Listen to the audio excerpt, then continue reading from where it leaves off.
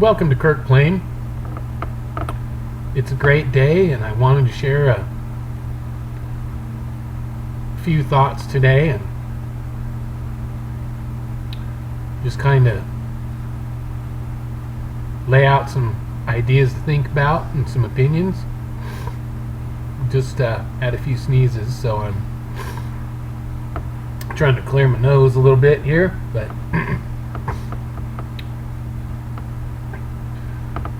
first of all, I wanted to just say that humanity has always sought for a better experience, which should be an indicator that we all can recognize is there's a lot of challenges in this environment upon the planet. And so we embrace spirituality from various perspectives and needs and religious views that help shine a little light into our lives. But what I'm finding is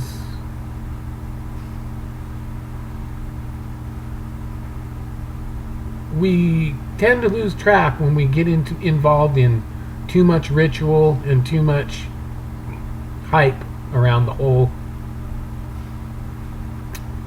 concept of enlightenment.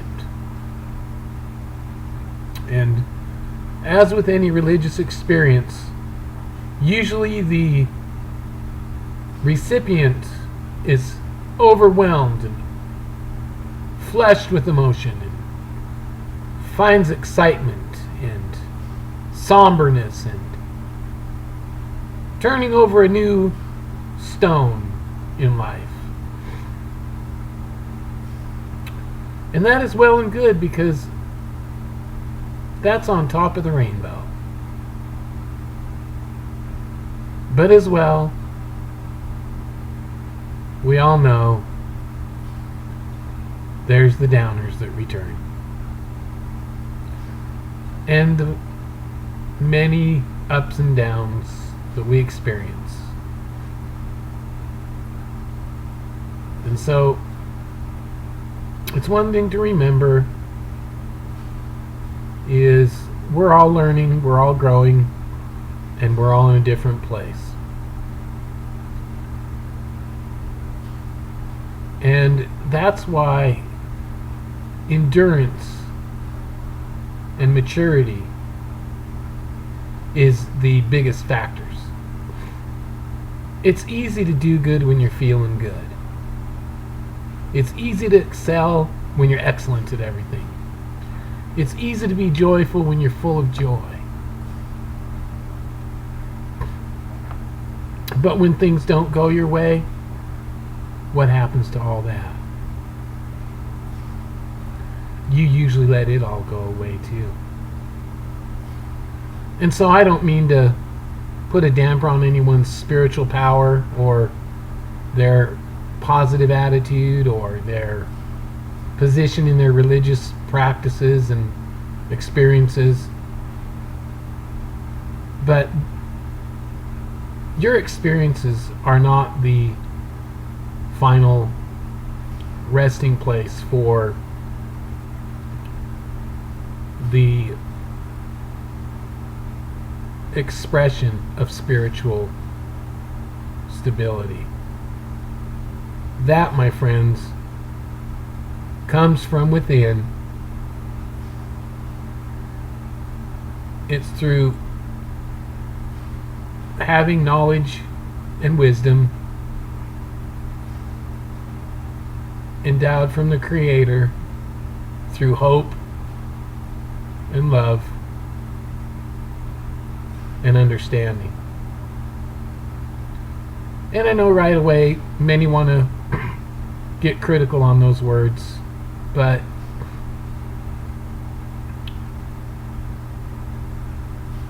all I'm trying to communicate is that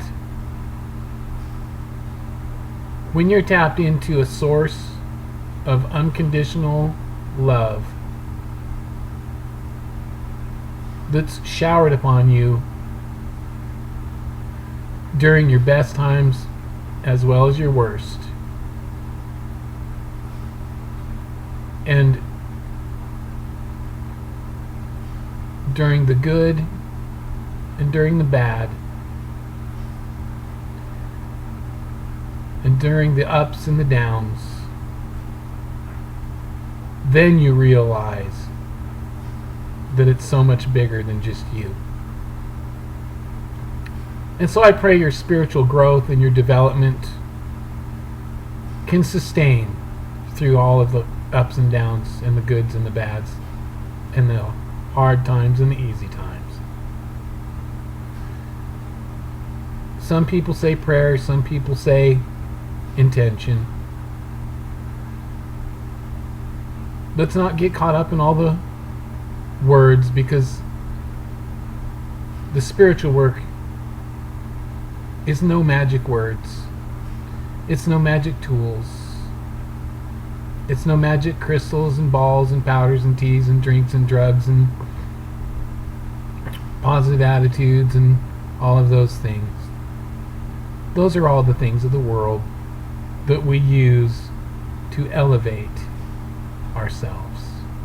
It's like a good perfume helps a woman attract a man. It's like a good meal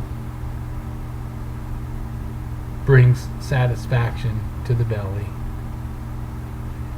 It's the things that we use in order to endure the challenges of this life. We all have had them. We'll all continue to have more.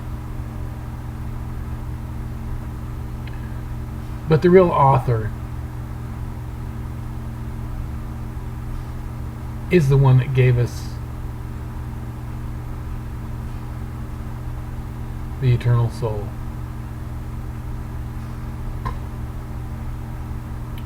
That's where you draw your strength from, because your creator, your essence, your being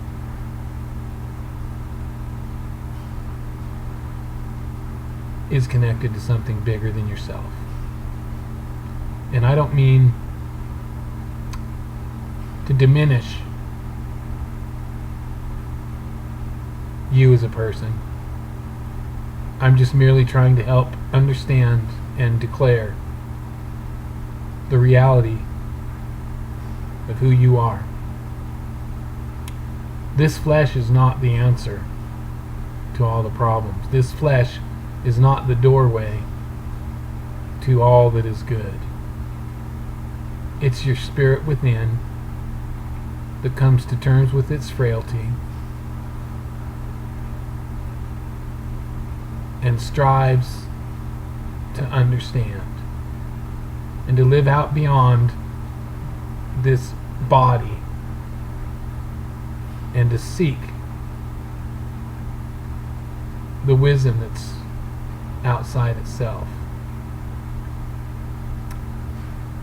Many are saying that the wisdom is within you and that you can bring it out and it's in your mind, and many different expressions to try and tell you how to get somewhere, or how to understand something, or how to believe something, or how to find satisfaction in your spirit, or whatever. I'm not against any method or idea or religious dogma or any type of seeking you might use, because it's God that grants. And I use the word God as in just a general word. Many are going to want to give it names. Many want to say Jesus. Oh, it's not Jesus, it's Yeshua. Oh, it's Yahamashai. Blah, blah, blah, blah, blah. All wasted words. Those are just all words in the English language, Hebrew, Greek, Roman, Jewish. It doesn't matter. God is way beyond our words. God is way beyond our stories. The supernatural, the spiritual, the unseen, all of those things are way greater. And for us, we just need to be continually seeking the blessing of knowledge and wisdom, and to be enlightened from within, and to be compassionate for those who are struggling, and to be kind to those who are mistreated as well as treated well, and to do good towards our friends and our enemies, and pray for those that are against you, that their hearts might be changed and turned to a positive being equal with you on the inside and out, because we all bleed the same blood.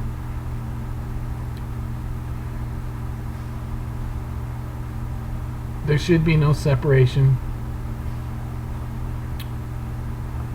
between peoples, but that's the great divide. That's the great battle. And that is the challenge we seek to mend. We'll never all agree together, but there's no reason to fight over it. Keep your peace. You walk in the Spirit. You do your works for the good of all. And the Creator will honor that. Many are going to want to say, oh, well, the only truth is that if you believe Jesus was the Son of God that came in the flesh, and thank you for stomping on your Bible and pointing that out. But even Jesus said that you can go directly to the Father, my friend, because everything I learned came from my Father.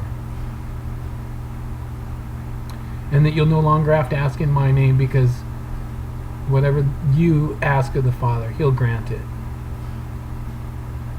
So Jesus was just whatever you want it to be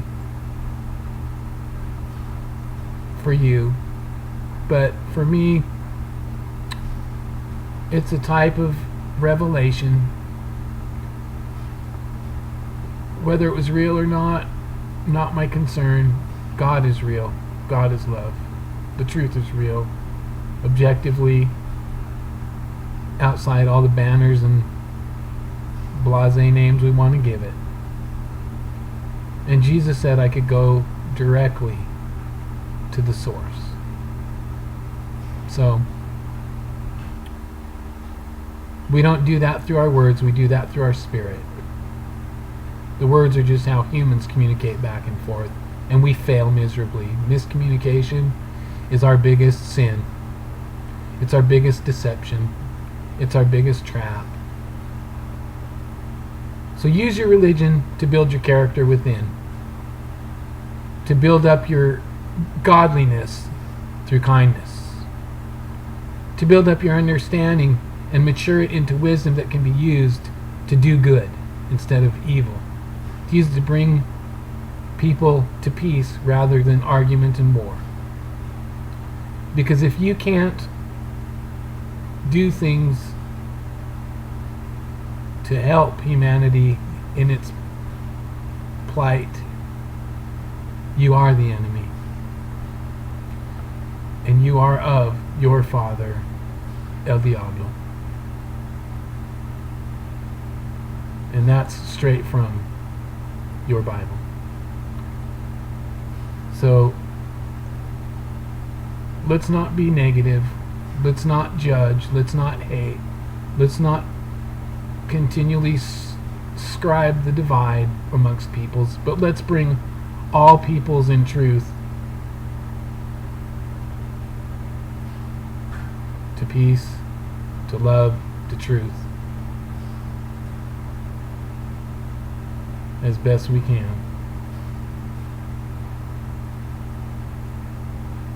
This day.